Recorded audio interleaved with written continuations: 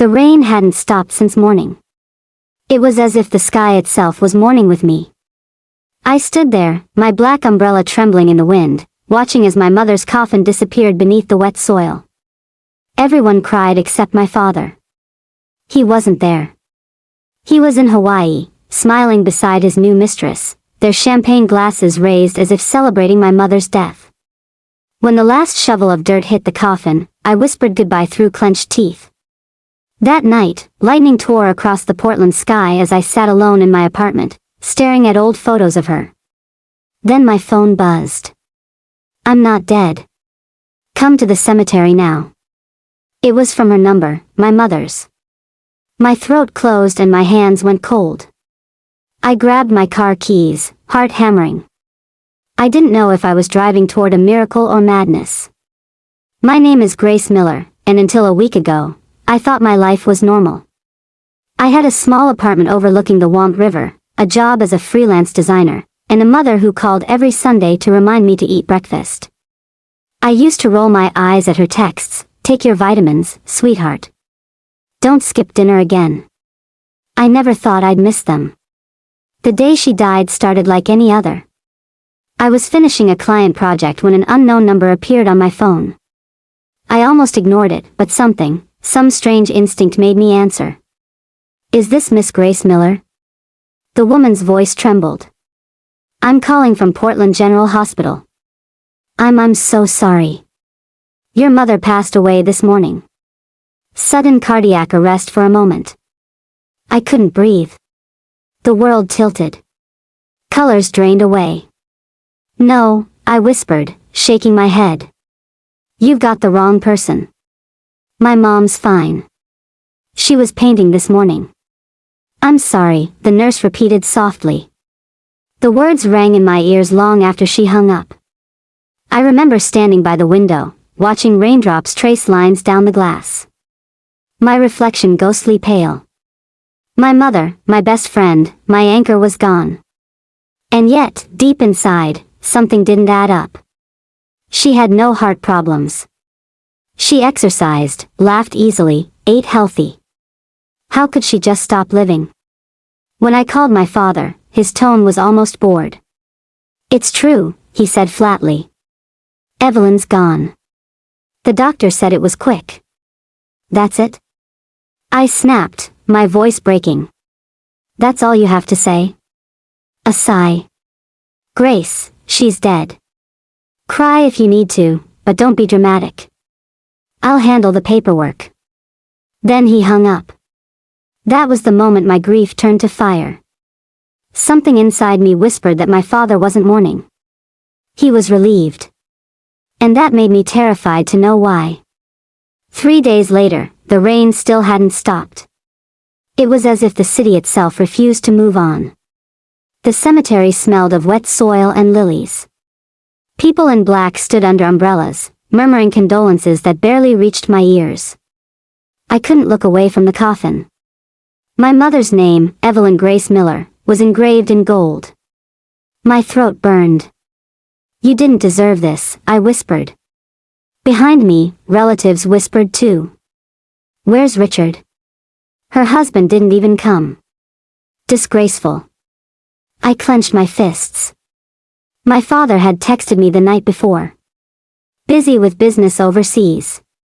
Handle the funeral. No apologies. No shame. Just business." When the priest began to pray, I felt my legs tremble.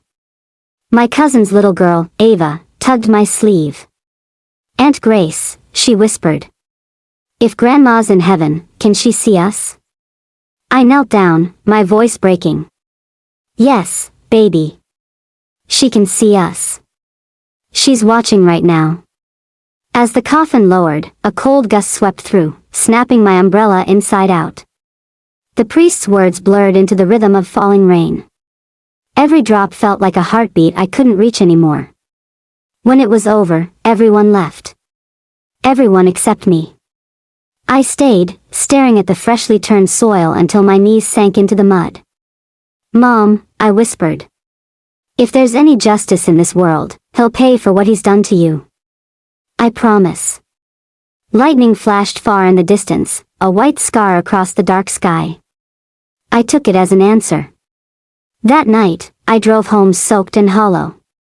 I showered, changed into one of her old sweaters, and sat in the dark, scrolling aimlessly through my father's social media.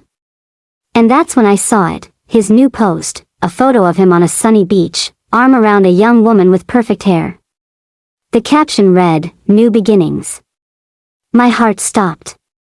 My hands shook so hard I nearly dropped the phone. While I buried my mother in the rain, my father was smiling under a tropical sky. Something inside me broke and something darker began to wake. That night, I couldn't sleep.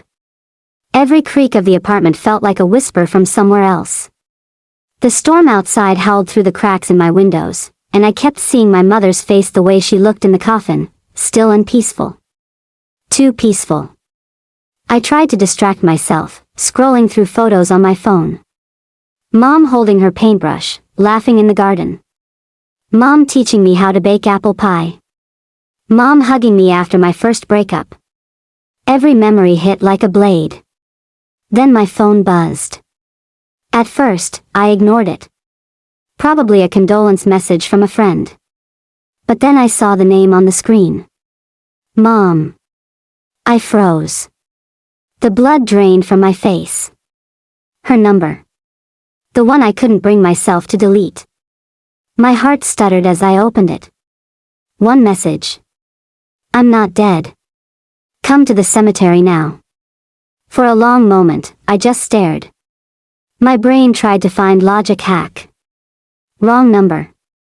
Cruel prank, but my body had already decided. I grabbed my coat and car keys and ran. The rain outside felt sharper, colder, almost intentional. My windshield wipers fought the downpour as I drove toward the cemetery, headlights slicing through sheets of water. Every instinct screamed at me to turn back, but I couldn't. My mother's voice was in my head. Trust your heart, Grace. Even when your mind is afraid. When I reached the gates, the place was drenched in fog. The lamps flickered weakly, casting long shadows across the gravestones. I parked, stepped out, and the wind immediately stole my breath. Mom, I called out, voice trembling. Silence. Just the sound of rain on metal and stone.